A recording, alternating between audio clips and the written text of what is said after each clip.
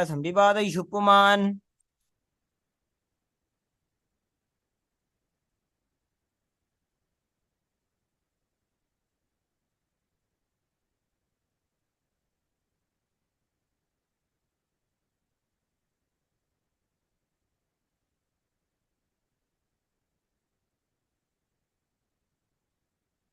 The next asana is Varasana. Stand upward on the heel with the toes tucked. Hold the arms with the opposite hand and gaze at the nose. Visualize receiving a boon from Paramashivam and continue to perform the Ujjayi Kumbhaka, which is breathing with an ocean-like sound, and Mulabandha. Januni bhumo samsthapya hastabhyam bahu parasparam dhritva. The next asana is Varahasana. Keep the knees together and the toes tucked. Lean forward and bring the elbows on the mat. Hold hands to hold the head and rest the head on the hands and on the heels. Visualize yourself as the Varaha, the boar incarnation of Vishnu, and continue to perform the Ujjayi Kumbhaka, Mulabandha. Suryam chandram bhedanani asanani nikatyate. The next asana is Mundasana. Kneel down and place your elbow on the mat with the shoulder width apart. Interlace your fingers and place your head on the mat. Support it, holding it with your hands, and walk your knees forward and lift your hip upwards and then raise your leg up straight to be stable. Visualize yourself as a loped tree and continue to perform Saja Kumbhaka and Mulabandha. Adho mundasanam vakshe sarvesham praninam sukham.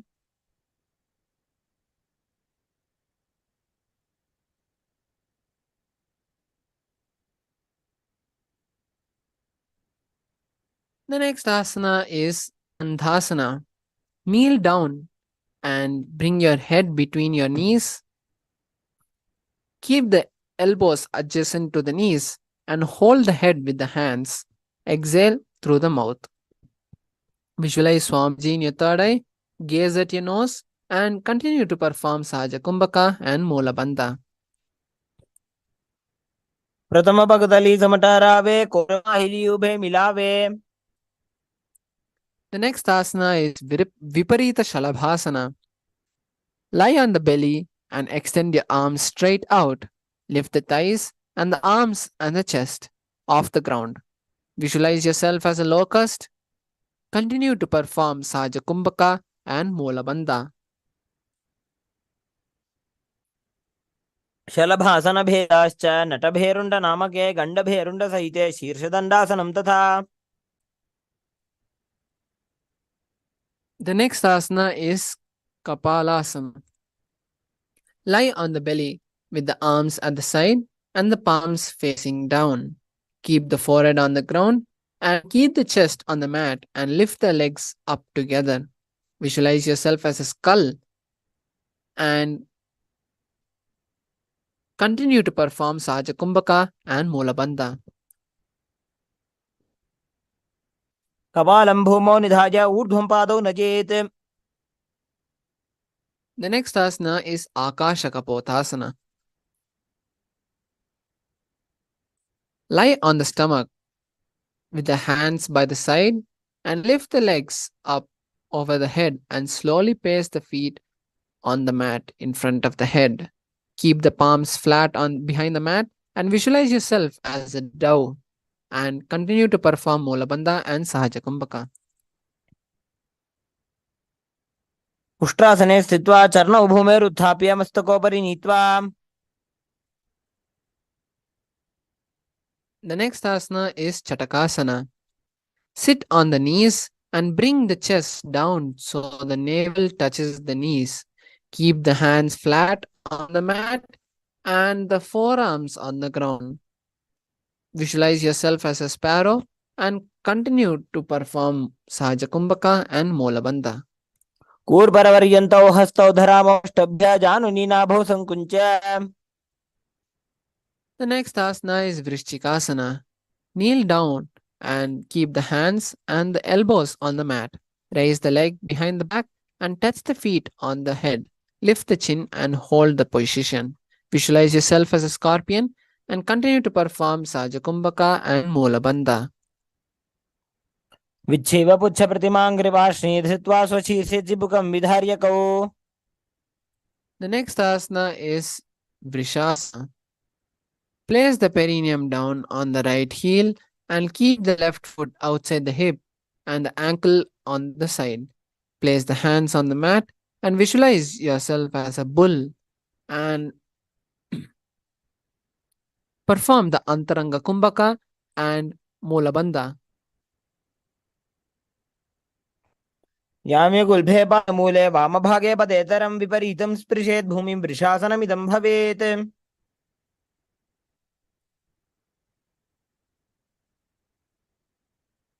The next asana is Lolasana. From a kneeling position, place the hands flat on the mat in front of you. Lift the knees off the ground and cross the toes of the left foot and overtop the right foot. Balance above the mat and visualize Swamiji in your third eye and continue to perform the Antaranga Kumbhaka and Mulabandha. लोलासनं सदा कुर्यात् वायुलोलापघातनात्. The next asana is Vrishasana on the other side. Place the perineum on the left heel and keep the left foot outside of the hip and keep the ankle to the side. Place the hands on the mat and visualize you are a bull. Perform the Antaranga Kumbhaka, which is forceful inhalation, and continue to perform the Mulabandha. याम्ये गुल्भे पादमूले वामभागे पदेतरम्. The next asana is Balagunasana. Place the left toe on the ground and sit on the heel of the left foot. Place the right foot flat on the ground with the knee raised towards the chest. Keep the palms on the respective knees and maintain an upright position.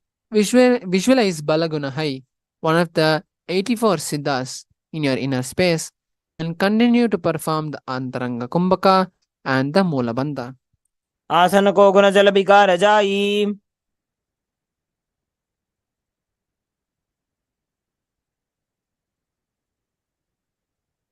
The next asana is Grahasana.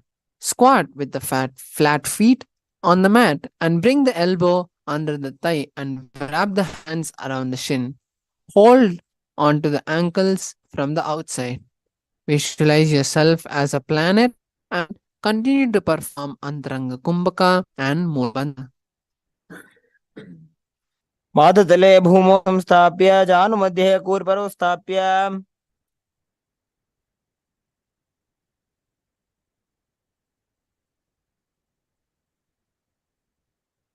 The next asana is Balagunasana on the other side. Place the right toe on the ground and sit on the heel of the right foot. Place the left foot flat on the ground with the knee raised towards the chest. And place the palm on the respective knee and maintain an upright position. Visualize Balagunahai and continue to perform Antaranga Kumbhaka and Mulabandha. आसन को गुण जल विकार जाई. The next asana is Utkatasana. Squat on the toes with the heels up and the knees off the mat. Place the perineum on the heel and the hands on the respective knee. Keep the spine upright and visualize Swamiji in your third eye and continue to perform the Antaranga Kumbhaka and Mulabandha. यास्पिजोस्ति ऊर्वजानो यत्रासने पादतलद्वयोपरि. The next asana is Vajrasankarasana. Visualize Swamiji. The next asana is Vajrasankarasana 2. Sit on the toes with the perineum on the heel and the soles together. Keep the knees wide and off the ground and hold the opposite elbow behind the back. Visualize Swamiji in your third eye and continue to perform the Antaranga Kumbhaka and Mulabandha.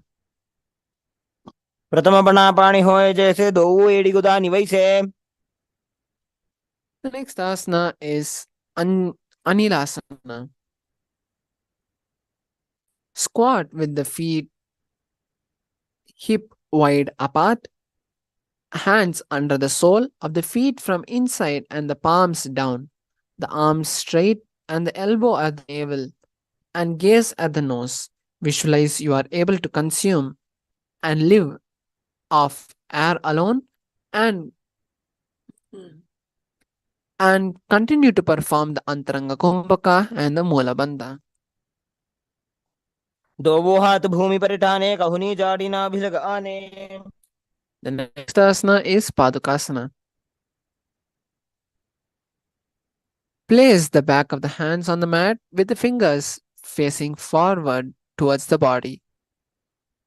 Step the feet on the hands and wrap the hands around the feet like a shoe and walk around the mat. Visualize you are wearing padukas and walking and continue to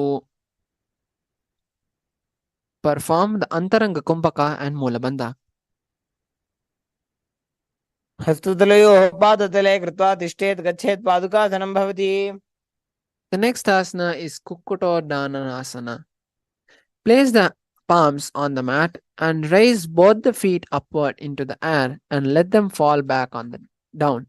Do this again and again and visualize yourself as a rooster and continue to perform Antaranga Kumbhaka and Mula Bandha. हस्ततले भूमौ कृत्वा पादतले चोर्ध्वमुड्डानं कृत्वा. The next asana is Viparita Nirtasana. Place the hands on the mat and raise the leg upwards into a handstand. Move around into hands and keep dancing. Visualize yourself become free from all inhibitions and continue to perform the Sahaja Kumbhaka, which is the normal breathing, and Mula Bandha. हस्ततलाभ्यां भूमिं वष्टभ्य ऊर्ध्वपादाग्रे कुर्वन्. The next asana is Kunjarasana. Separate the feet and place one palm down on the mat with the other arm straight. Bring the opposite hand to the head and be stable. Visualize Swamiji in your third eye and continue to perform Sahaja Kumbhaka and Mula Bandha. अथ पक्षे Mahadev कुञ्जासनमुत्तमम्. The next asana is Kunjarasana. Separate the feet and place one palm down on the mat and the other arm straight. Bring the opposite hand to the head and be stable. Visualize that you are Swamiji and continue to perform Sahaja Kumbhaka and Mula Bandha. अथ पक्षे Mahadev कुञ्जरासनमुत्तमम्. The next asana is Kadambasana. Sit on the ground with the feet flat and heels close to the body and hold the respective ankles. Lift the feet off the ground and visualize that you are a Kadamba tree, a pious tree that promotes long life. Continue to perform the Sahaja Kumbhaka and Mula Bandha. पार्श्वभ्यां भूमिं वष्टभ्य हस्तद्वयेन गुल्फौ धृत्वा. The next asana is Pavana Muktasana. Sit with the heels at the perineum and hold the knees and press them towards the chest. Visualize any excess vata being released and balanced within your system and continue to perform Sahaja Kumbhaka and Mula Bandha. द्वयोस्तु पादयोः पाणिं लात्वा स्वस्वनितम्बके. The next asana is Chakorasana. Sit and lift one leg behind the head and place both the hands flat on the mat and extend the opposite leg up with the straight knee. Lift the entire body off the ground and keep the chin up as you visualize yourself as a powerful source of energy and continue to perform the Sahaja Kumbhaka and the Mula Bandha. पूर्वतानं चतुष्पादपीठं वज्रासनं तथा. The next asana is Dhanurasana 2. Sit on the ground and hold the left toe with the left in hand, index finger, and middle fingers. Pull the foot up to the left ear and extend the right leg out and keep it straight. Hold the big toe with the right hand and visualize yourself as a bow. Continue to perform the Sahaja Kumbhaka and Mola Bandha. पादपाणिभ्यां गृहीत्वा श्रवणावधि. The next asana is Ashtavakrasana. Lift the leg over top the left shoulder and bring the right foot across and hook on top of the left foot. Lean forward and hold down while extending the leg out to the left side. Lift up the head and chest and find balance.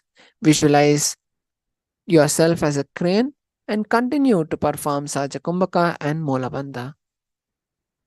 वासिष्ठमथ कौण्डिन्यम् ऊर्ध्वकुक्कुटमेव च.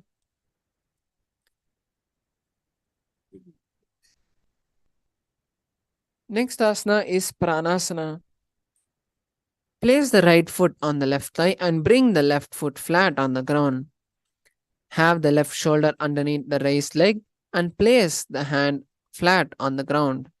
Visualize yourself as immortal and continue to perform the Sahaja Kumbhaka and the Mola Bandha. एतत् प्रभेदं वक्ष्यामि करोति यः स चामरः. The next asana is Parshva Matsyendrasana. Place the right foot at the root of the left thigh and then left leg by the side of the right knee.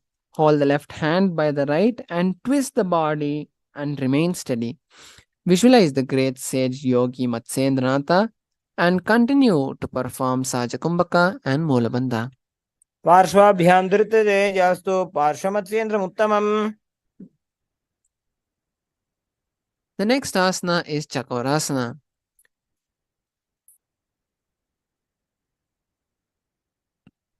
Sit and lift one leg and place it behind the neck and place both the hands flat on the ground and extend the opposite leg up with the knee straight. Lift the entire body off the ground and keep the chin up. Visualize yourself as a source of energy and continue to perform Sahaja Kumbhaka and Mola Bandha. पूर्वदानं चतुष्पादपीठं वज्रासनं तथा. The next asana is Dhanurasana. Sit on the ground and hold the right toe with the index and middle fingers. Pull the toe up and bring it to the right ear. Extend out the left leg and hold the foot with the left hand. Visualize yourself as a bow and continue to perform Sahaja Kumbhaka and Mola Bandha. पादाङ्गुष्ठौ तु पाणिभ्यां गृहीत्वा श्रवणावधि. धनुराकर्षकाकृष्टं धनुरासनमीरितम्. The next asana is Ashtavakrasana. Lift the right leg over top the right shoulder and bring the left foot across and hook on top of the right foot. Lean forward and down while extending out the right leg. Lift up the head and chest and find balance as you visualize yourself as a flying crane and continue to perform Sahaja Kumbhaka and Mola Bandha. वासिष्ठमथ कौण्डिन्यम् ऊर्ध्वकुक्कुटमेव च. The next asana is Pranasana. Place the right foot on the left thigh and bring the left foot flat on the ground. Have the left shoulder underneath the raised left leg and place the hand flat on the ground. Visualize yourself as existing from prana and continue to perform Sahaja Kumbhaka and Mola Bandha. एतत् प्रभेदं वक्ष्यामि करोति यः स चामरः. The next asana is Parshva Matsyendrasana. Place the right foot at the left thigh and then the left leg by the side of the right knee. Hold the left leg by the right hand and twist the body and remain steady.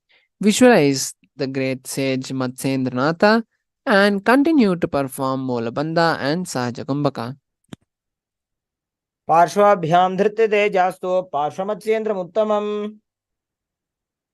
The next asana is Ardha Paschimottanasana. Keep one leg straight and press the perineum with the other heel. Bring the chest forward and down and hold your foot and bring your head forward with the knee. Visualize Swamiji in your third eye and continue to perform Mula Bandha and perform the Jiva Chalakumbhaka. एकं पादं प्रसार्य एकं पादस्य पार्श्वनासीवनी सम्पीड्य. The next asana is Kraunchasana. Place your left ankle outside of the hip and hold the sole of your right foot and lift the left leg upward towards the forehead. Keep the knee straight and gaze at the nose as you visualize yourself as a crane and continue to perform Jila Kumbhaka and the Mula Bandha. वासिष्ठमथ कौण्डिन्यम् ऊर्ध्वकुक्कुटमेव च. The next asana is Ardha Paschimottanasana. Keep one leg straight and place the perineum with the other heel. Bring the chest forward and down as you hold your toe and bring your head towards the knee. Visualize yourself as Swamiji and continue to perform the Jila Kumbhaka and the Mula Bandha. एकं पादं प्रसार्य एकं पादस्य पार्श्वनासीवनी सम्पीड्य. The next asana is Kraunchasana. Place your right ankle outside of the hip and hold the sole of the left foot with the left leg up towards the forehead. Keep the knee straight and gaze to the tip of the nose as you visualize yourself as a crane and continue to perform the Jiva Chalakumbhaka and the Mula Bandha. उत्तानपादं क्रौञ्चं च मरीचिं वीरभद्रकम्. The next asana is Swastikasana. Sit with the soles between the thighs and the calf and spine. Keep the spine straight as you rest the palms on the knee. Visualize the prosperity in your life and continue to perform the Jiva Chalakumbhaka and the Mula Bandha. जानोर्वोरन्तरे सम्यक् कृत्वा पादतले उभे. The next asana is Ghorakasana. Keep the feet in the same position, the soles between the thighs and the calf. Cover the heels with the respective hands and tuck the chin to the chest and gaze to the tip of the nose. Visualize Goraknatha, Sage Goraknatha, and continue to perform Mula Bandha and Jalandhara Bandha. जानोर्वोरन्तरे पादौ उत्तानौ व्यक्तसंस्थितौ. The next asana is Bhagasana. Bring the left heel to the perineum and the right foot on the left thigh. Close the eyes with the index finger and nose with the middle fingers. Keep the mouth closed with the ring and little fingers and the ears with the thumb. This is the Shanmukhi Mudra. Gaze at the third eye and visualize Swamiji in your third eye. वामपार्श्वमुदं संस्थाप्य दक्षाङ्घ्रिवामजगने.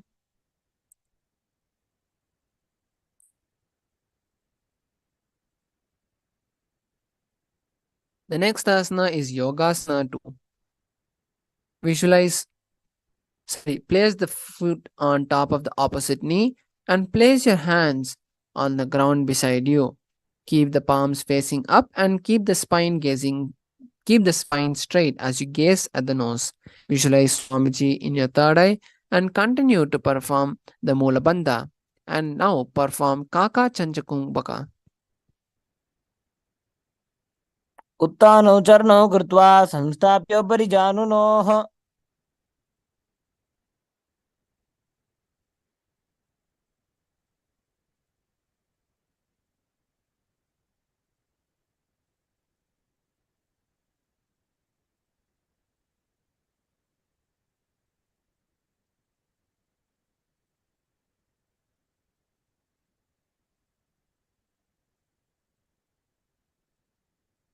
The next asana is Urdhva Kukkutasana. From Padmasana, place the palms flat on the mat beside the body and press your hands onto the mat and lift the knees off the ground, balancing above the ground. Visualize yourself as a rooster and perform Kaka Chanchakumbhaka, which is inhaling with tongue bent like a straw, and perform Molabandha. वासिष्ठमथ कौण्डिन्यम् ऊर्ध्वकुक्कुटमेव च. The next asana is Siddha From Padmasana, insert both the hands through the knees and place them on the mat. Avoid lifting the body up and stay seated on the mat as you gaze at the nose and visualize Swamiji in your third eye and perform Kaka Chanchakumbhaka and Molabandha. प्रथम पद्मासन को करे हस्तुदोभो गोडासन जिधरे. The next asana is Hamsasana. From Padmasana, place the hands on the mat through the gaps of the calf and thigh. Lift the thighs up to the shoulder and legs off the mat and stay above the mat and gaze at the third eye. Visualize yourself as a swan and perform Kaka Chanchakumbhaka and Molabandha. Kukkutasana स्थित्वा स्कन्धपर्यन्तं ऊरोनि नीत्वा.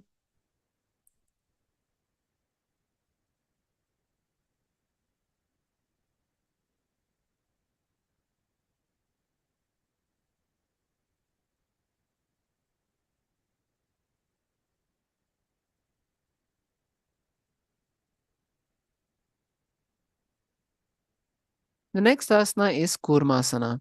From Padmasana, place the hands between the thigh and calf while sitting and reach the hands behind the body and interlace the fingers behind the forehead. Gaze at the nose as you visualize yourself as a bow and perform Molabandha and Kaka Chanchakumbhaka. प्रथम पद्मासन को करे गोडासन दिमाही कर इधरे. The next asana is Kurmasana 2. From Padmasana, interlace both the hands to the thighs and calf and bend the elbow and hold the respective shoulder with the hand. Visualize yourself as a turtle and perform Kaka Chanchakumbhaka and Molabandha. By जंग पर दक्षिण पावा दाई जंग पर by ल्यावा. The next asana is Granthi Vedasana. Hold Padmasana and insert both the hands through the thighs and calf. Bend the elbow and hold the respective shoulder with the hands. Bend your head down and tuck the chin to the chest. Visualize yourself as Shiva and perform Kaka Chanchakumbhaka, Mula and Jalandhara Bandha. अथ वक्षे नीलकण्ठ ग्रन्थिभेदासनं शुभम्. The next asana is Uttana Kurmasana. From Padmasana, insert both the hands through the thighs and calf. Lay on the back and bend the elbow and hold the respective shoulders with the hand. Visualize yourself as a turtle and perform Kaka Chanchakumbhaka and Molabandha. Kukkutasana बन्धस्थं कराभ्यां धृतकन्धरम्. The next asana is Pangu Kukkutasana. From Padmasana, place both the hands to the gap of the thighs and calf and place one hand on the flat on the mat and hold the other hand with wrist. With the other hand, lift the body up and visualize yourself as a rooster as you perform Kaka Chanchakumbhaka and Molabandha. Kukkutasana स्थित्वा एकेन हस्तेन अन्यस्य मणिबन्धं धृत्वा. The next asana is Pangu Kukkutasana on the other hand. From Padmasana, place both the hands through the gap of the thighs and calf and place one hand flat on the mat and hold the other hand wrist. With the other hand, lift the body up and hold your position there. Visualize yourself as a rooster and perform Kaka Chanchakumbhaka and Molabandha. Kukkutasana स्थित्वा एकेन हस्तेन अन्यस्य मणिबन्धं धृत्वा. The next asana is Gridrasana. From Padmasana, place both the elbows on the toes and interlace the fingers and rest the chin on the knuckles. Place the thumb on the throat and visualize you have gone beyond all greed and perform Kaka Chanchakumbhaka and Molabandha. जानोर्भोरन्तरे पादौ उत्तानो व्यक्तसंस्थितौ. The next asana is Padmasana 3. From Padmasana, hold one hand over the other and place the facing up and keep the palms facing up. Keep the spine straight and gaze at the nose as you visualize Swamiji and perform Kakachancha Kumbhaka and Mahamudra Bandha, which is all the three bandhas together. उत्तानो चरणो विधाय विधिवत् शक्ति स्थितो योगिरात्. The next asana is Padmasana 4. From Padmasana, place the hands on top of the knees and keep the spine straight and gaze at the nose. As you visualize that you are Paramashiva, perform Kakachancha Kumbhaka and Mula Bandha. एतत् पद्मासनं कुर्यात् प्राणवायु प्रसिद्धये. The next asana is Karmukasana 2. From Padmasana, hold the right hand and index middle fingers around the right toe from the bottom of the foot. Lift the elbow as of pulling the bow back and move the big toe around. Place the left hand on the respective knee and keep straight and repeat on opposite side. Visualize yourself as a bow and perform Kakachancha Kumbhaka and Mula Bandha. अथान्यासनमावक्षे योगपूरकरक्षणात्. The next asana is Karmukasana 3. From Padmasana, cross the arms behind the back and hold the big toes. Inhale through the tongue and sit straight like an arrow. Engage all the three bandhas and visualize yourself as a bow as you perform Kakachancha Kumbhaka and Mahamudra Bandha. कार्मुकासनमाक्षित्य उदरे पूरयेत् सुखम्. The next asana is Dridhasana. Visualize.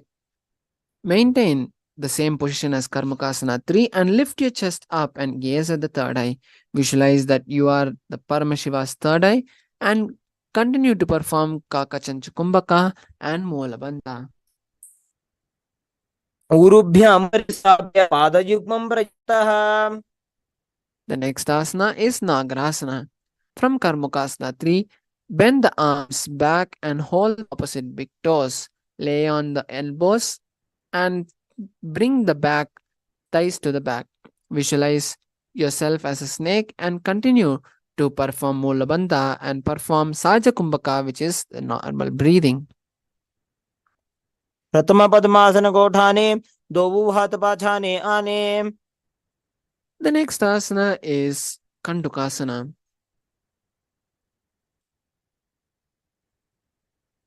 The next asana is Kandukasana. Lie on the back and bend the knees and keep the feet off the ground. Visualize you're a ball and continue to perform Mula Bandha and Sahaja Kumbhaka. वेत्रासने स्थित्वा हस्तपादान् निष्कुष्य. The next asana is Urdhva Pavanasana. Lie on the back and keep the knees raised together, keep the feet flat on the ground and keep the hands interlaced. Visualize Swamiji in your third eye. प्रथमे सोधो सैनकरावे घोड़ा उभा राशि मिलावे. The next asana is Markatapidasana. Lay on the back and bend the knees and keep the feet flat on the mat. Visualize yourself as an ape and perform Mula and Jalandhara Bandha. उत्तानशयनं पादते हस्तयोः स्थापयेत्. The next asana is Uttana Shikipitakasana. Lie supine and raise the hip up. Support the hips with the hands and place it at the wrist. Bear the weight of your body with the elbows and bring the chin to the chest. Visualize Swamiji in the third eye and continue to perform Mula and Jalandhara Bandha. जङ्घोरुबलहीनश्चेत् उत्तानशिखिपीठकम्. The next asana is Narakasana. Lie supine and raise the hip and legs up. Bring the hands to the lower back for support if needed. Now bring the elbows to the ground and hold the hips with the hands and balance your body with the legs raised straight up. Visualize beautifully traveling through the hills and continue to perform Mula and Jalandhara Bandha. ग्रीवाकण्ठेन भूमिं विष्टम्भ. The next asana is Triyannaukasana. From Narakasana, bring the hands to the lower back and keep the elbows on the mat. Visualize the legs. Raise the legs up vertically and then slowly angle them to a 45-degree angle and keep the core engaged as you visualize you're a boat. नौकावत् स्थित्वात् ऊर्ध्वपादाग्रद्वयं नयेत्. The next asana is Dvajasana. Keep the upper back on the mat and raise the legs up vertically as you keep the elbows and shoulders and hands on the mat below. Keep the legs vertically, hold and visualize the Kailasa flag. तिर्यन्नौकावत् ग्रीवापृष्ठकूर्परैः भूमिं वष्टभ्य. The last asana is Amritattva. Lie supine and completely relax your body. Avoid any and all movements.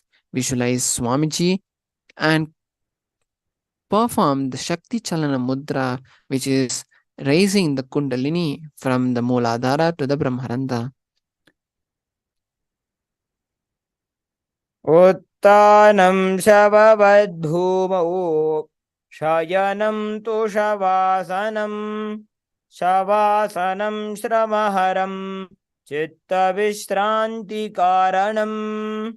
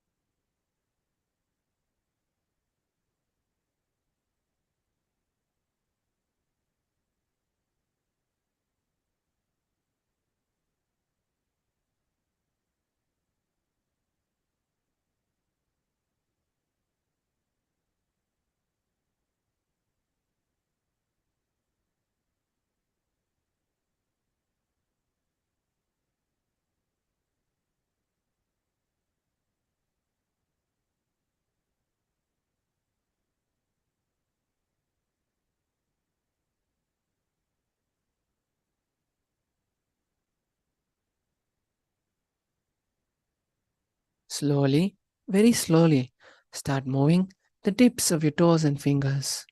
Then start moving your legs and hands. And slowly bend your knees and turn to the right side.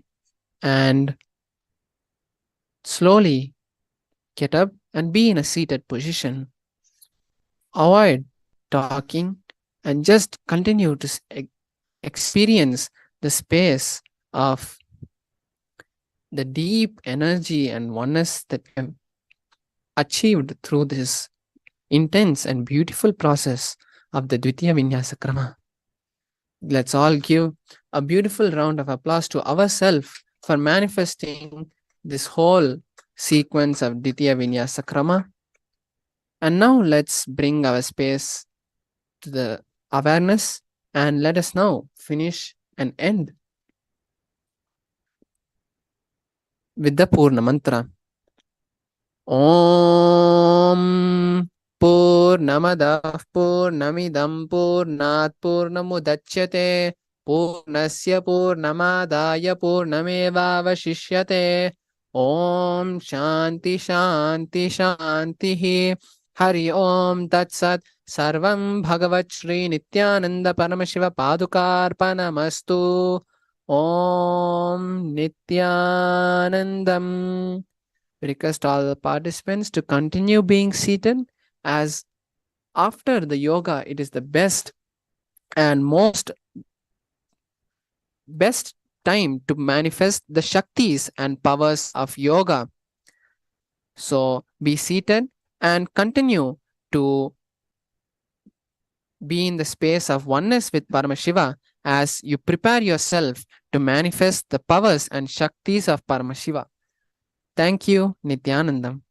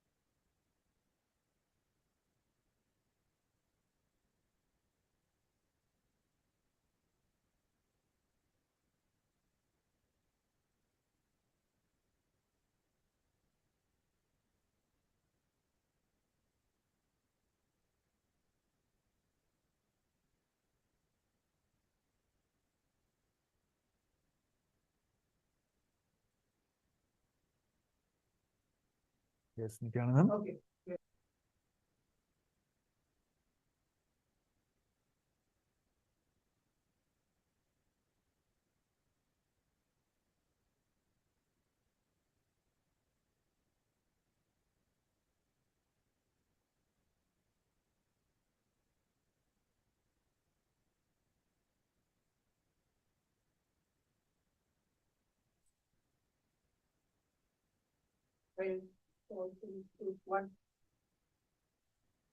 Nithyanandam Paramasukadam Kevalam Jnanamurtim Dvandvadidam Gagana Sadrisham Tattvamashyadilaksham Egam Nityam Vimalamachalam Sarvadi Shakshibhudam Bhavadidam Trigunaragidam Sadgurum Tam Namami. Yes, Nithyanandam everyone. Welcome you all back to Eternal Day of Paramashivam Level 2. So level 3 season 2. Yes, I think this is a wonderful yoga segment. So let's quickly get ready for the power manifestation segment now. It's going to be intense 21 minutes power manifestations. We're going to start the first round now. We are possibly manifesting the power of third eye. So I'll be having a couple of pictures. We're projecting on you on your screen.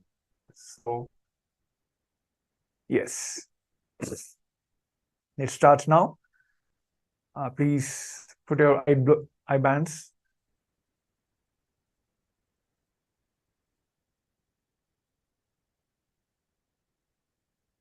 Make sure eye bands are proper.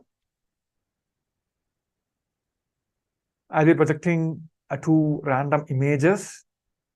You can start manifesting the power of third eye, seeing through the blindfolds. Yes. Yes. So this is straight, head, neck, spine, the straight line. Intensely visualize Swamiji himself, Paramashiva himself is manifesting through you, and is intensely manifesting through your third eye. With that completion space, let us chant the Mahavakya. Om Nithyananda Paramashivoham. Let's chant the Mahavakya intensely. Let the whole body reverberate with the Mahavakya. Om Nithyananda Paramashivoham.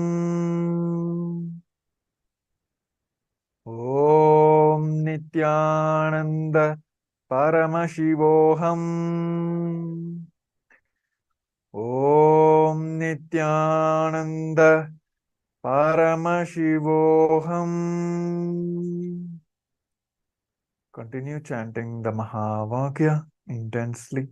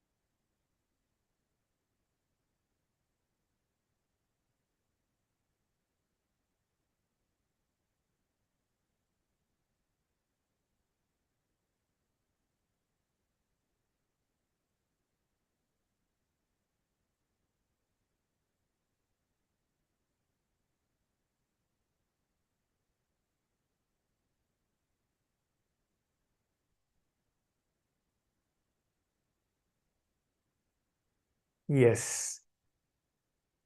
Now you can relax. You can open your eyes. Yes.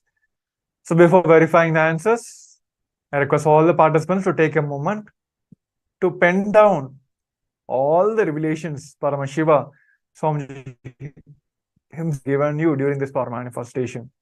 Whether it's a color, shapes, or an object, or a person, whatever it is, please pen down and also please paste in the Zoom chat as well. Let's quickly finish this and we'll be next verifying your answers as well.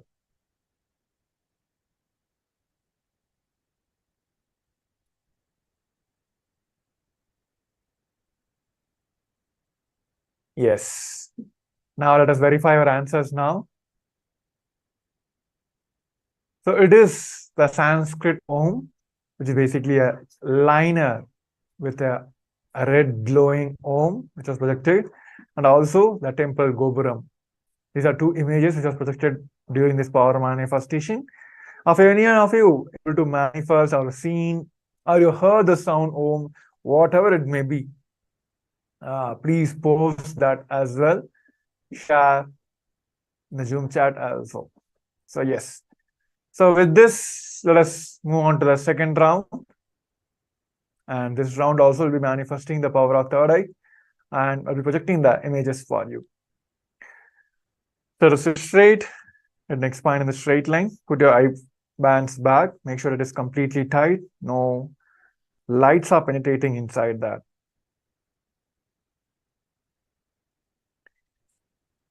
Just remember all the oneness moments, the Swami Onada moments, and intensely visualize Swamiji himself is sitting on your third eye and manifesting this power. With that powerful space, let us chant the Mahavakya, Om Nithyananda Paramashivoham. Om Nithyananda Paramashivoham. Om Nithyananda Paramashivoham.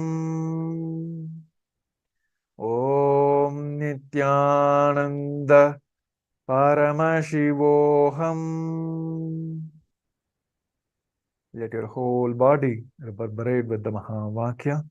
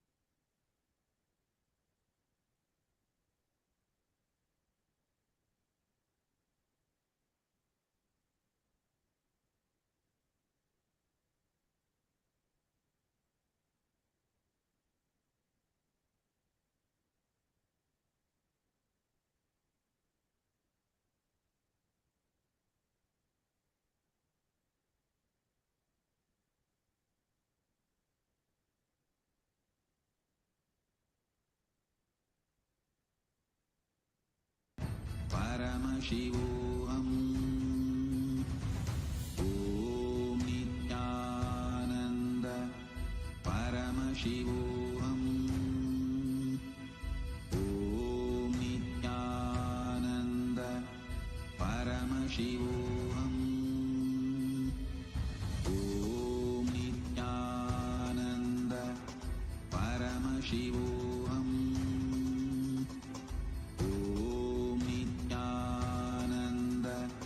Paramashivoham. Om Nithyananda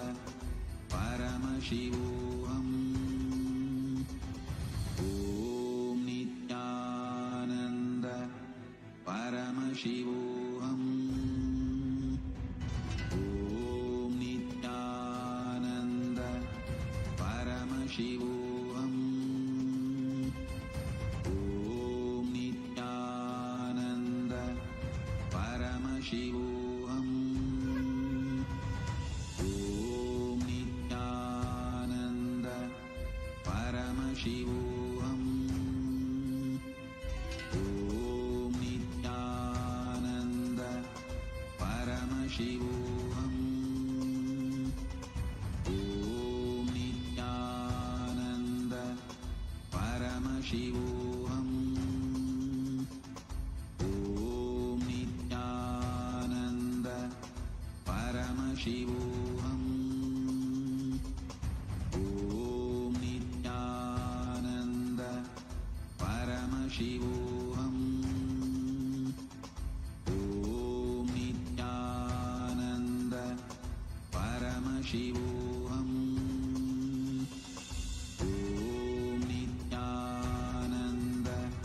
Paramashivam. Om Nithyananda Paramashivam. Om Nithyananda Paramashivam. Om Nithyananda Paramashivam. Om Nithyananda Paramashivam. Om Nithyananda Paramashivam. Yes. Now you can relax now. Paramashivam. You can slowly Om remove your eye bands and open your eyes. Paramashivam. Yes. So before verifying the answers, let us take a few moments to pen down what Swamiji have revealed during this power manifestation, what you are able to see through a third eye during this power manifestation. So let's quickly pen down, and also please do post in the Zoom chat as well.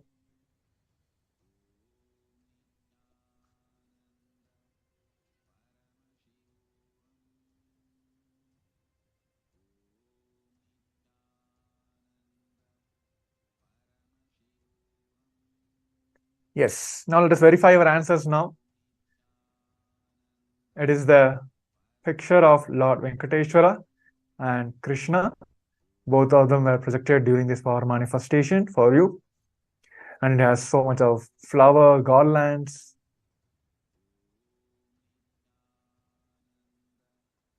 So if you're able to manifest, able to see the deity of Venkateshwara and Lord Krishna, please post that as well in the Zoom chat.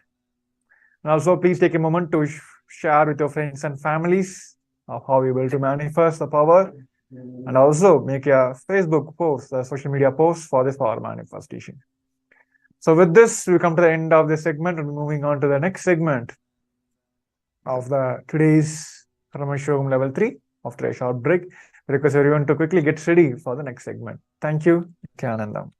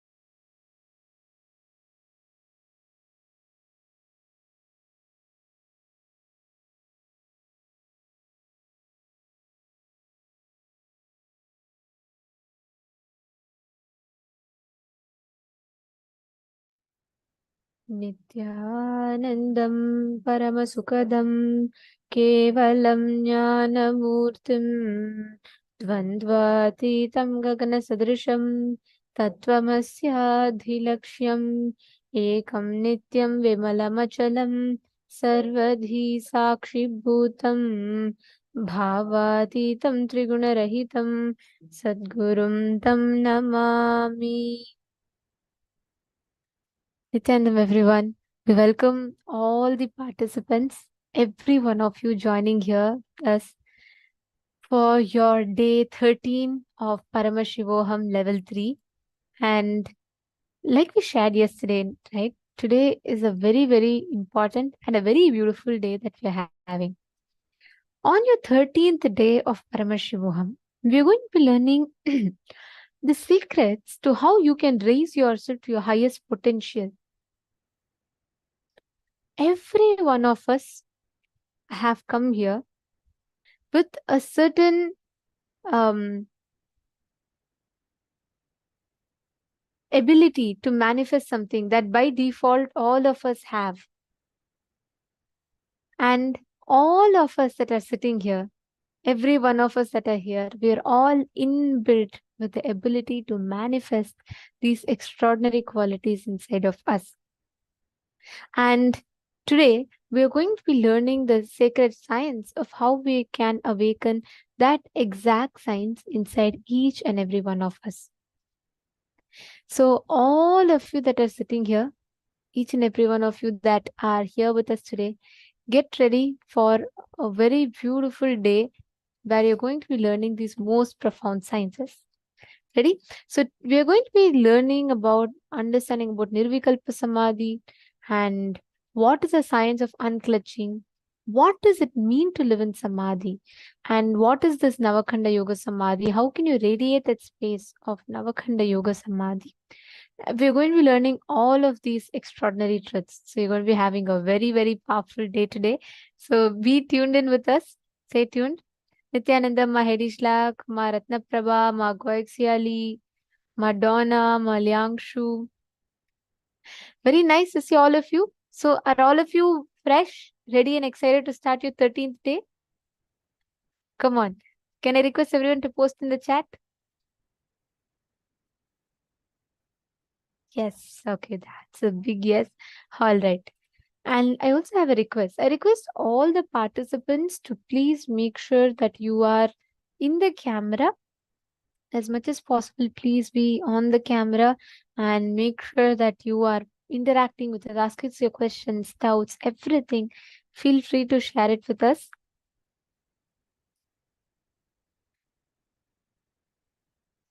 All right. So now all of us are going to be first entering into one of the most important sessions of the day.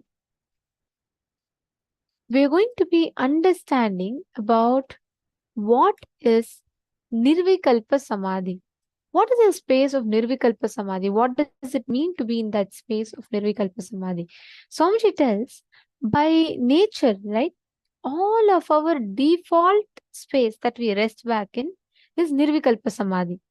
It is this space that is in each of us, which is our true state, like the original state of consciousness that we exist in, is Nirvikalpa Samadhi, where there are no I, mine, there's no existence of individual identity, but that individual identity starts merging with the cosmic identity. That is Nirvikalpa Samadhi. So let us now learn and understand what is Nirvikalpa Samadhi in this session. Nirvikalpa Samadhi is silence, soaked in silence, soaked inside the silence.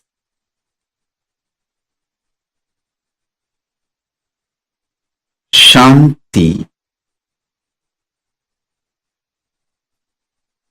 soaked inside the Shanti, soaked inside the Shanti.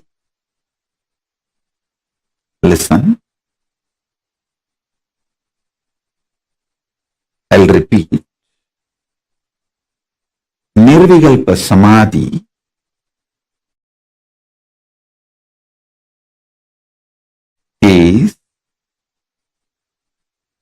silence, soaked inside the silence, soaked inside the silence.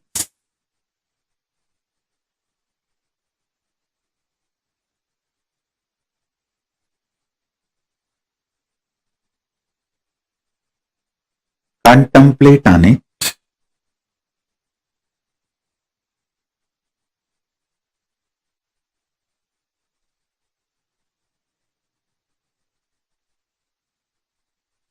Contemplate on it.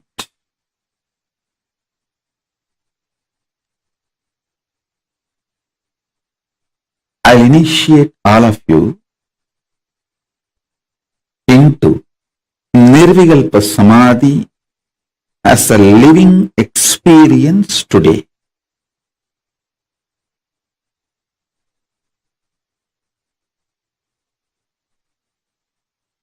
If you are a person using English as the language for your inner talk, use this line to meditate now. Silence, soaked inside the silence, soaked inside the silence.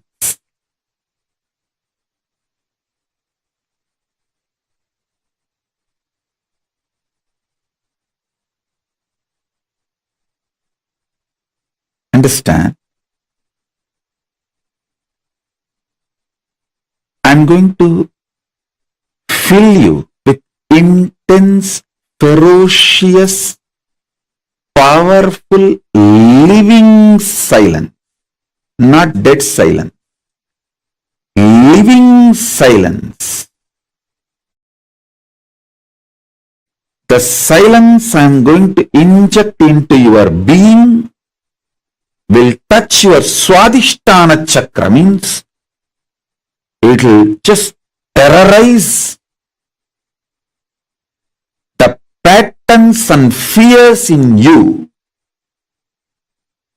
The fears and patterns will melt down like how the metals melt in the extreme heat.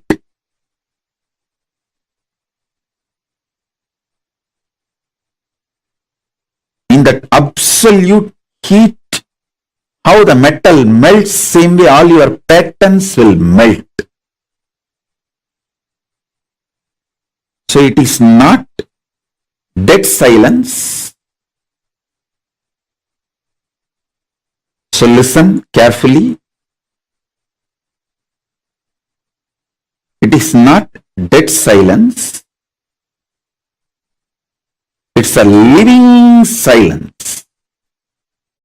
I'll initiate you into this living silence. So, you are liberated from the patterns. I tell you, freeing yourself from the fear gives you the power to negotiate in life. Understand? Everything is negotiation in the life. Whether the decision you take, what time to wake up, how to wake up, what to use to brush your teeth, what to use to wash your body, everything is negotiation.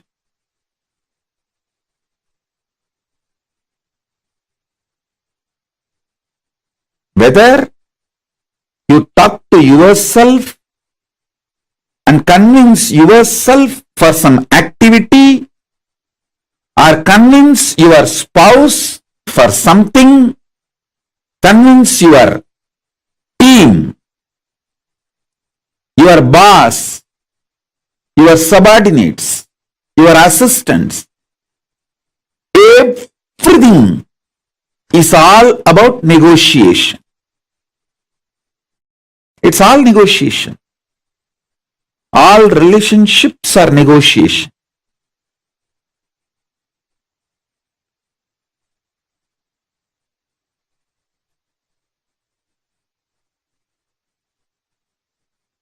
When your fear patterns melts away, you will be so clear about the negotiation with the life. You will create such blissful, happy, powerful ambience around you. And you will know very clearly with whom you should negotiate, what, how. You will be the boss of your life if you master your fears and ability to negotiate. That's all. That's all is life. So with this infusing Nirvikalpa Samadhi in you, melting down your fears, I will empower you with the negotiation power. Negotiation skills.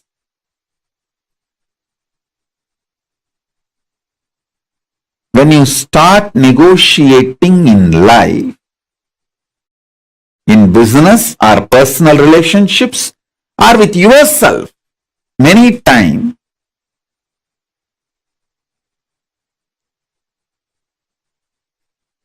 even what time to sleep, what time to wake up, if you learn how to negotiate with yourself, you will be successful in all the lifestyle I am teaching.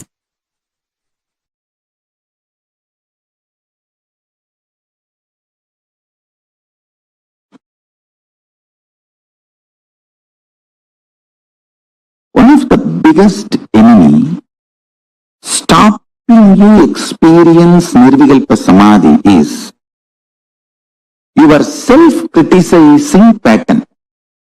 See, you strongly believe you have not achieved oneness, Nirvikalpa Samadhi, unclutching, completion, because there is a definition for that state and that definition is not manifesting in you. You are such a, first of all, any person who thinks there is a definition for Nirvikalpa Samadhi, there is a definition for oneness, is a fool. Your mind cannot grasp even the definition. Forget about using the definition as the scale to measure whether you achieved it or not. You can do only one thing. Continuously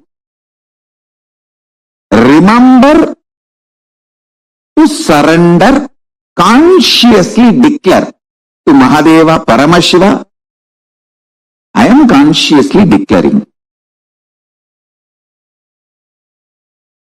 Manifesting in me only you can do.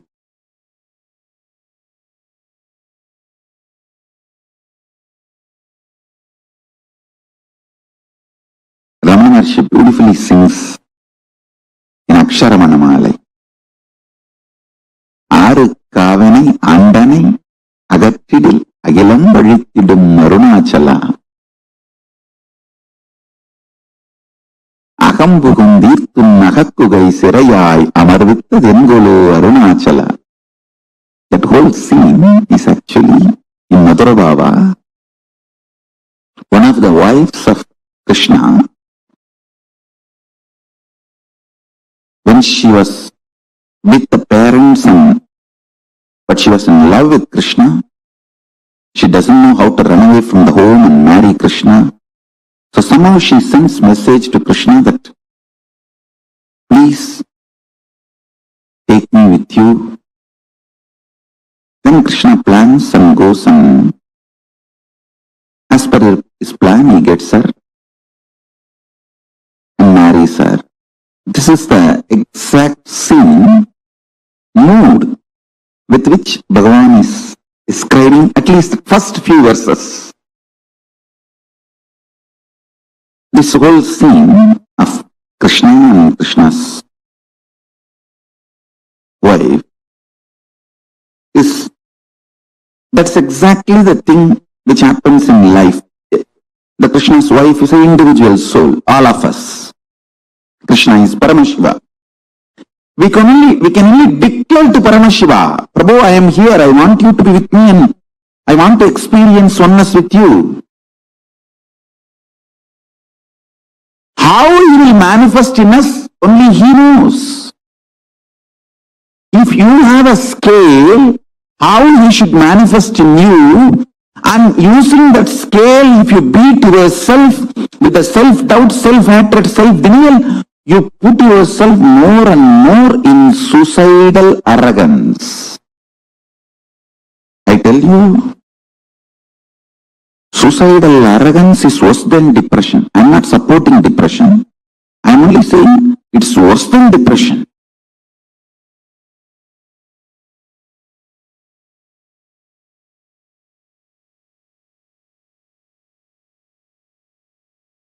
I'll tell you precisely, exactly right attitude. Declare to Paramashiva, Prabhu, really, I personally do not know much about the way you exist. But as per your declaration in Vedas and Agamas and my Guru's confirmation, I have some idea about how you exist. Whether that idea is complete or not, I do not know. But what I know as me, I surrender unto you. I offer me to you. Please, you take away me in you. You radiate. Let you alone exist. Let me experience absolute oneness, Nirvikalpa Samadhi, unclutching, complete completion, or whatever, the highest state. I may not know the name or words to describe. Let me experience that. Declare it consciously. Remember one thing. Even if you are consciously enjoying somebody swimming, his brain activity, his neuron activity is mirrored in you. Even ordinary swimming, his neuron activities are mirrored in your brain. Can't you understand the great cosmic experience, existence, Paramashiva, when you surrender to him? Will his neuron activity not mirror in you? Don't you understand? When you pray, when you decide to have feeling connection, when you declare to have oneness with Paramashiva, be assured simply his neuron activities mirror in your brain. How it should, you don't put a condition. Once you surrender and declare, whatever is happening, decide to know very clearly that is he manifesting. If you are even feeling irritated, what can be done? That is the way he is manifesting. Whatever he is manifesting. Go with that peacefulness, Shanta Swarupa. Then he sinks deeper and deeper into your being. Your being sinks deeper and deeper into his existence.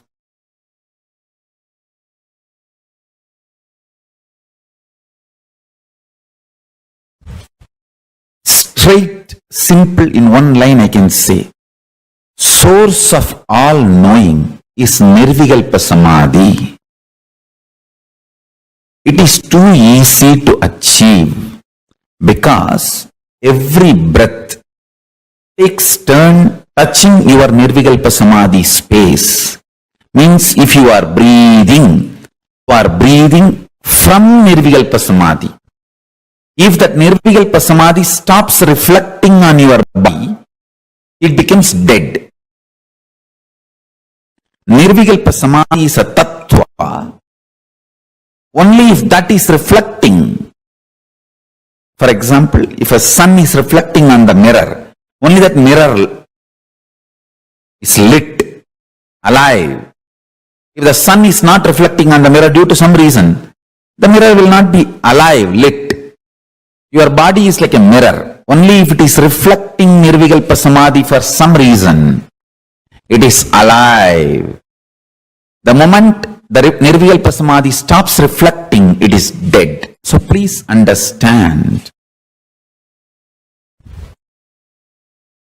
My mission is to teach the whole world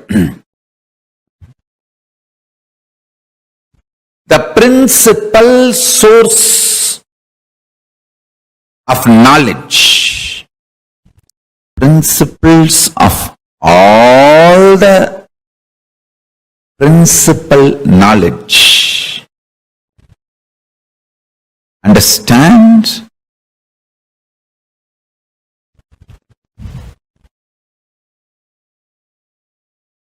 Is Nirvikalpa Samadhi.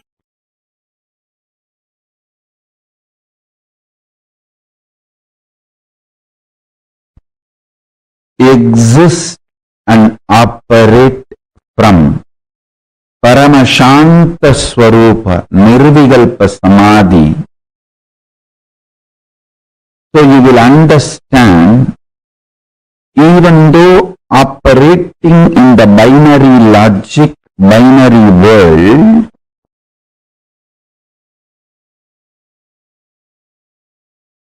the binariness of the world is not ultimate truth. Ultimate truth is more than the binariness of the world. Understand? Good and bad, right and wrong, 0, 1. This binariness is easy for operation, does not mean it is ultimate truth.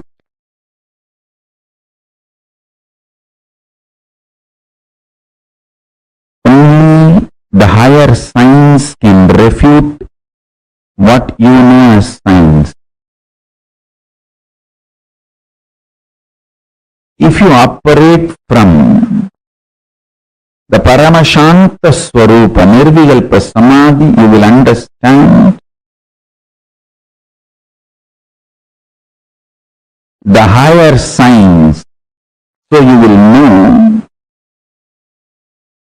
where the regular science which you know as science should be adopted, applied, and where it is inadequate. Listen to these three truths today Paramashiva is revealing. First, more and more operating from Nirvikalpa Samadhi will make you realize binary system with which this whole world is operating. Whatever you call as science, logic, rational, good, bad, right, wrong, everything, almost everything you know below the sun and above the sun is binary. Whatever human mind can conceive, consume, conceptualize, cognize, everything is binary. Good, bad, right, wrong, 0, 1, there or not, it's all binary. Even your third possibility is mixture of this binary. Existence of binary and denial of binary and mixture of binary only forms even your third, fourth, fifth component and cognition. To understand, operating from Nirvikalpa Samadhi will make you understand binary is easy way for coexistence but not ultimate truth. You should know how to coexist beautifully, easily, sweetly, happily, and you should know the ultimate truth. That is the uniqueness of your existence. People who learn only how to coexist happily may have power over the human society. Power over the human society is not always the truth of the existence.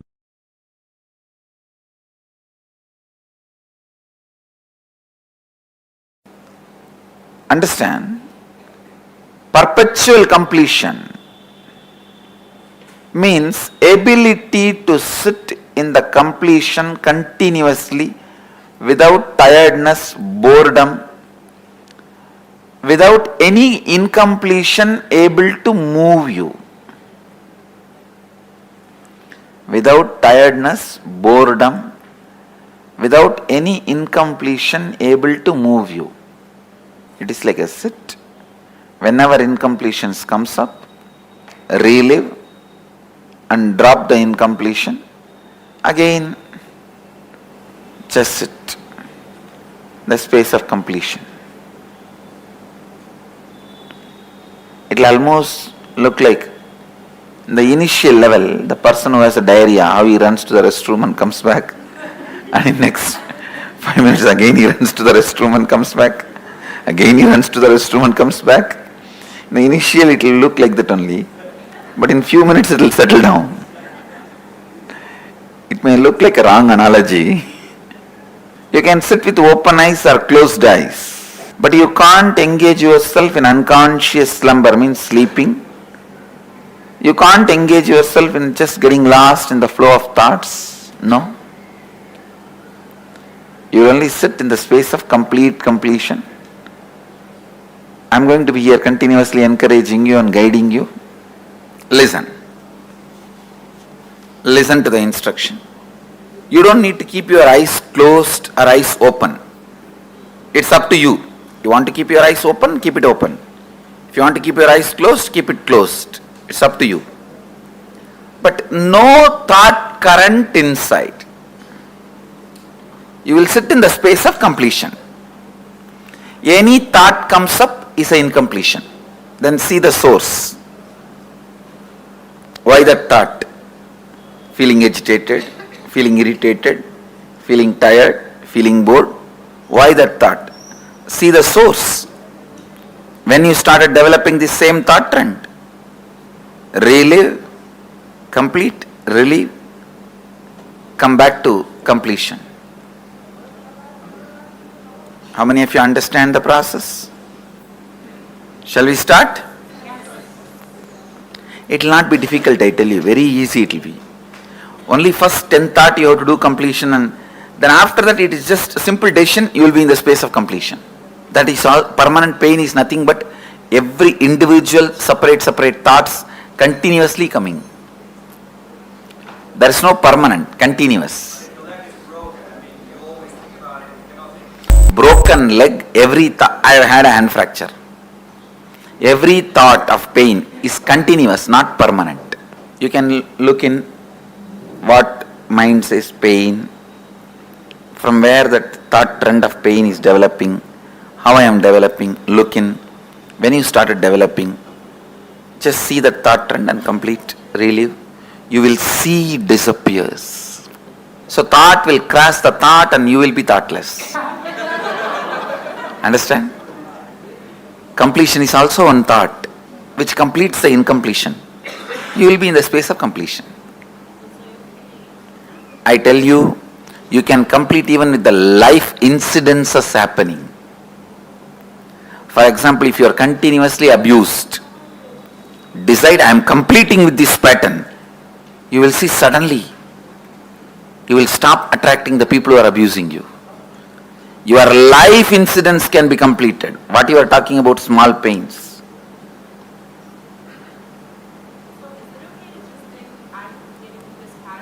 Yes. I think going through a little bit inside and reliving will help you.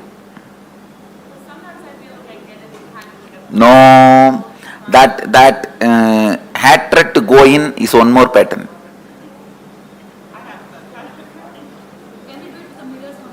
Yes, you can use anything you want, just come back to completion, that's all. You can.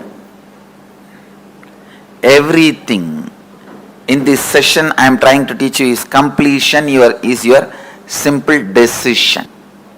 What if we're not thinking about anything, but all of a sudden our big movie comes up in our head? That is incompletion. That is what I am telling. Run to the bathroom immediately. Take a diarrhea patient. Complete, drop, and come to the space of completion. Actually, I am teaching you to live in Nirvikalpa Samadhi. Perpetually living in Nirvikalpa Samadhi. Perpetually living in the space of Advaita. Perpetually living in the space of completion. That's what I am teaching you guys now. See, all these days we pulled out many incompletions from inside and completed. Today, we are just looking, whoever comes to fight with you, you are going to fight with them. That's all. We don't call for Mahabharat war. Whoever comes on the way to fight with you, finish them. No, every thought is a powerlessness.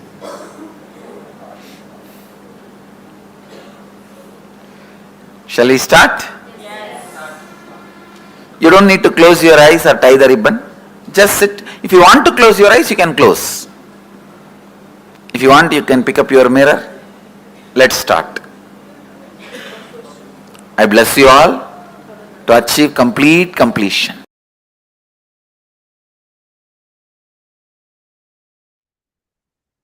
Perpetual completion. The space where you're not letting any thoughts, anything interfere. Your ability to be unclutched. Like Swamiji said, Swamiji gave a very funny analogy, right? Just, it is more like, the incompletions may come and go in between, but that doesn't matter. So just be fresh and ready. How many of you ready? Ready to start? Swamiji, the process that Swamiji told just now?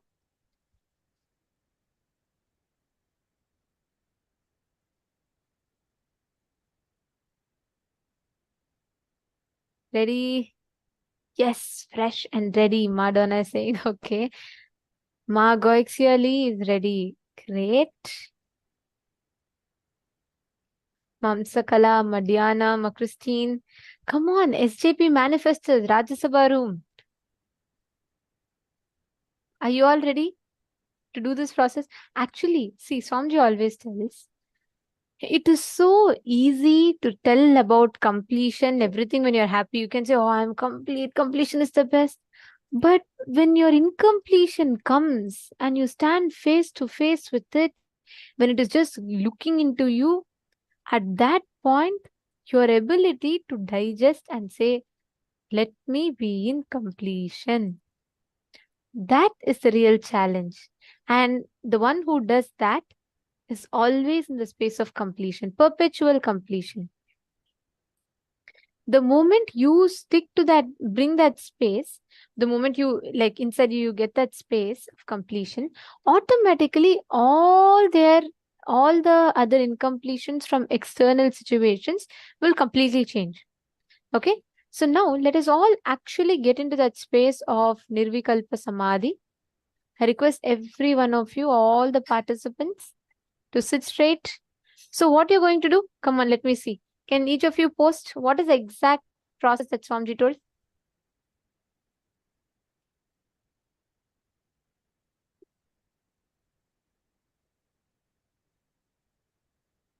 Now everyone is like, oh my God, I have to remember the exact process. No, even whatever you understood as a process is fine.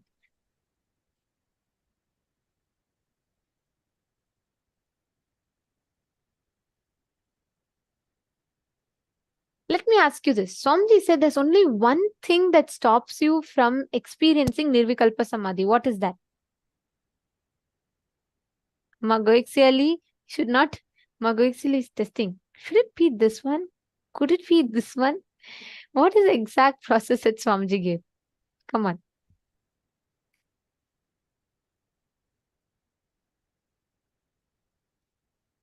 Okay, I'll tell you all. See, Swamiji said the only thing that stops us from experiencing perpetual completion, Nirvikalpa Samadhi, is self-criticizing pattern. See, I'll give you all an example, okay? Madonna, I'll start with you. Let's say you're walking on the road, okay? Some random stranger walks up to you and that person says, hey, you look very beautiful, you look very intelligent to me. Okay? What will you feel? You will feel, okay, she's saying something. And I'll ask you another part of it. Let me say someone walks up to you and says, oh, you don't look smart enough. You look like malnourished. You don't look healthy enough. And you're not looking that good.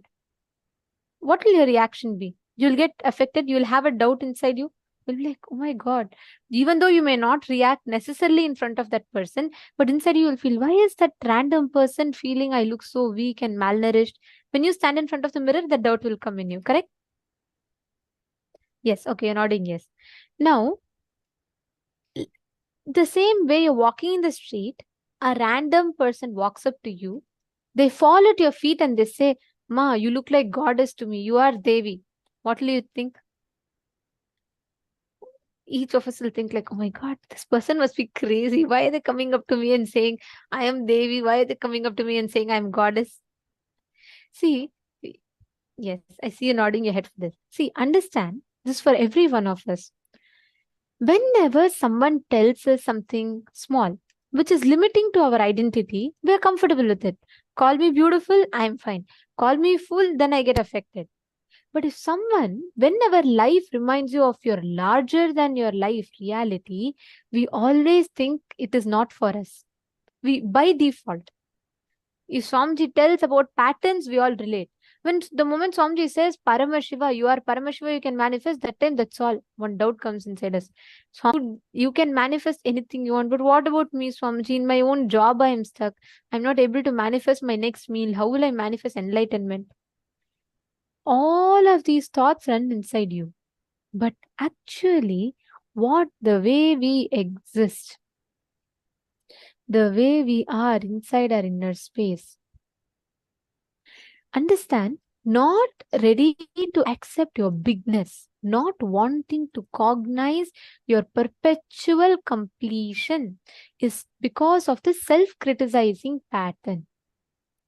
If you sit for power manifestation, you say, I am Paramashiva. Immediately, what does your mind say? What Paramashiva you are? Have you seen your face in the mirror? You cannot manifest one salary properly and you want to claim you are Paramashiva. That is how your mind talks to you. That is how the self-doubt talks inside of you. Then you fall into it. That self-criticizing pattern is the enemy. Because that stops you each time from experiencing your Paramashiva. That is why Swamiji gives a very powerful technique. He says, even if it is mechanically, just declare. Whether it is my experience or not, Swamiji has told. And because Swamiji has told, because it is his experience, it is my experience also. And I am going to make that as my experience. That is the state of Nirvikalpa Samadhi. That is a space of Nirvikalpa Samadhi. When you are in that space of Nirvikalpa Samadhi, automatically that perpetual completion will blossom inside you and you will never be affected by what people tell. You will never be, no more people, what people tell outside or what your own self-criticizing patterns tell you. You will not be stopped by any of that. You will only be in that space of completion. Okay. So now let's all enter into the process. So the first thing you need to be aware is, don't let self-criticizing pattern to stop you. Once you surrender and declare, whatever is happening in my life, Swamiji is manifesting. Whether you are feeling irritated, angry, sad, happy, good, bad, everything Swamiji is manifesting.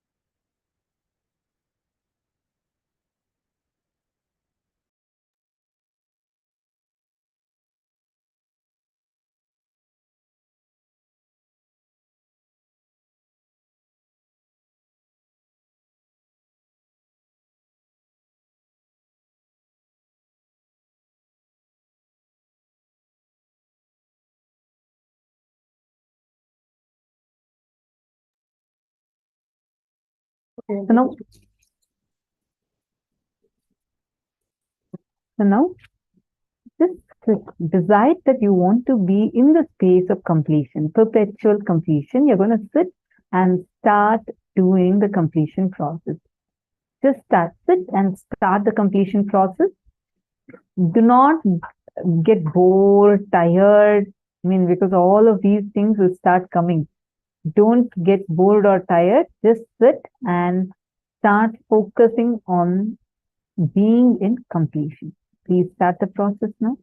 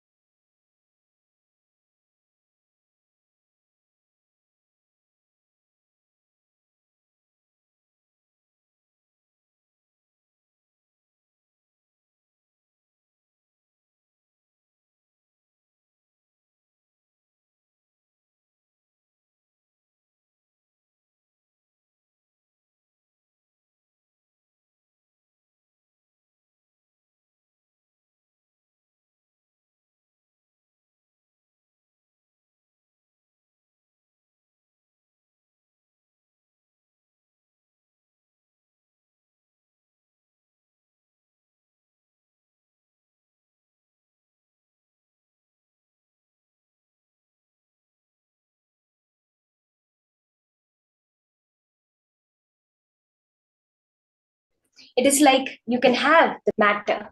It is like any life.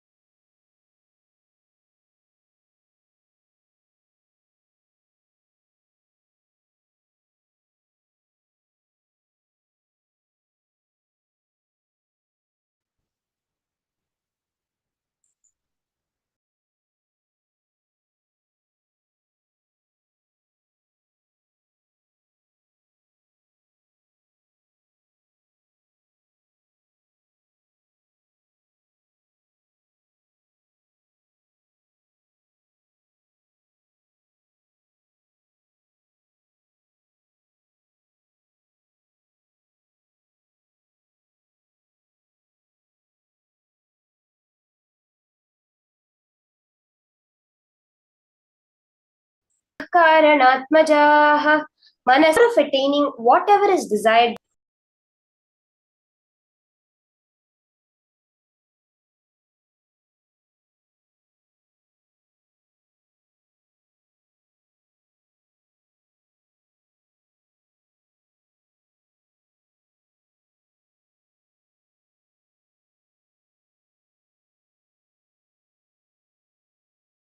It is the mind that creates and who is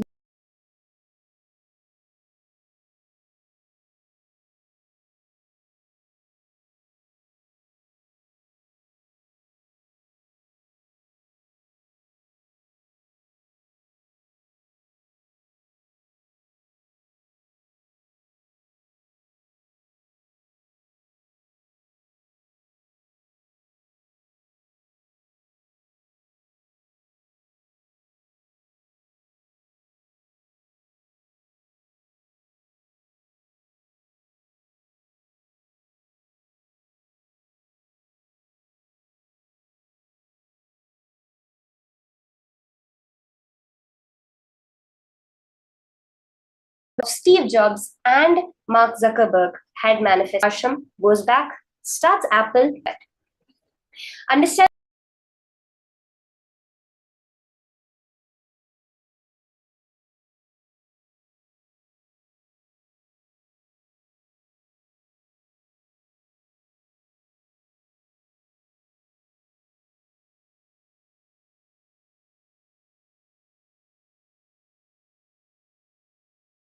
this was way after Neem Karoli Baba had. This is the extreme manifestation that we see of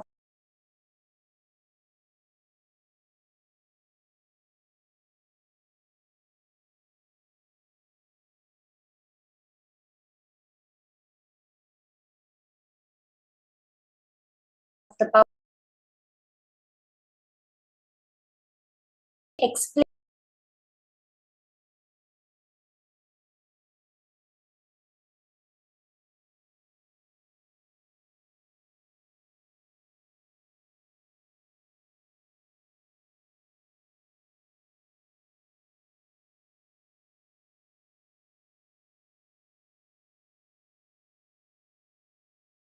things so detailedly.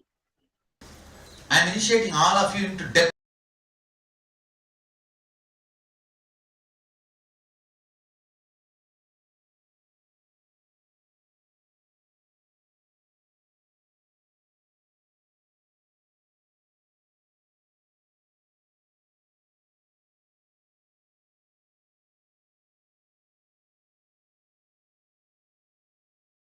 Dimension now.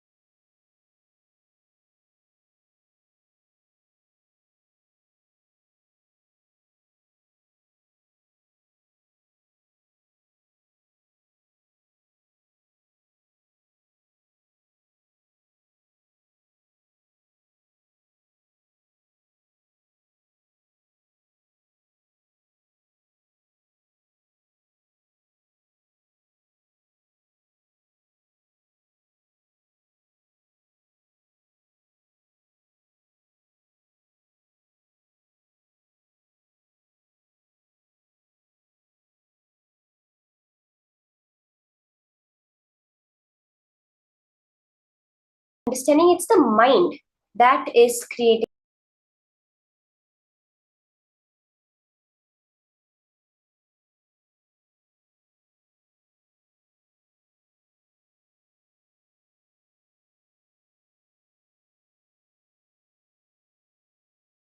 the whole thing happening. The regular reality you're seeing right now is a creation of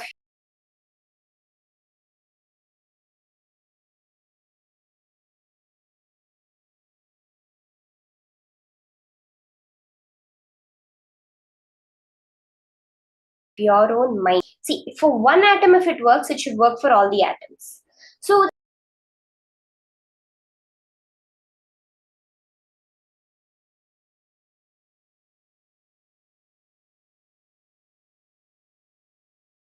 it's somehow science of manifesting the reality. There are two terms in the Vedas.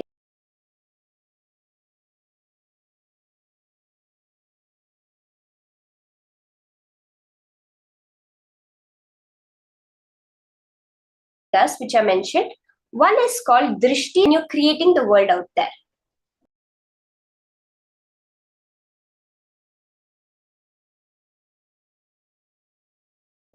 These are terms which are used in the Vedas and the Upanishads. What this means,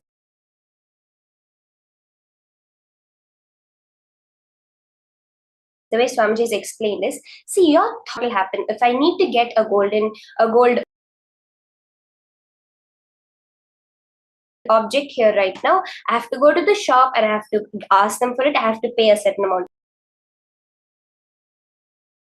of money, and it has to be procured, it has to be carved, and then I have to pick it up from them and take it back home.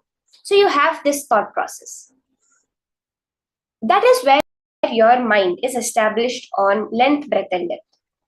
But if your mind is established on space, on consciousness, you know that this whole reality around me, what I'm seeing even now, is my projection on the cosmic web. We hear of the Higgs boson, the Higgs field, which gives mass to everything. Without that, there would be no mass in the universe. When you understand that, you understand how that everything is the observer putting it out there on this field. When you understand this, you know it's you creating a reality, and any object you want, you can simply get it. So let's enter into the steps for the power manifestation. Can I request all of you to wipe your hands and completely wipe your hands and show it in the camera. We can all clean our hands completely. You can wash your hands. We're going to be doing the materialization in our palms. So let's all take a few minutes, completely clean your palms, wipe it completely, make sure there's nothing, and get ready for the power manifestation.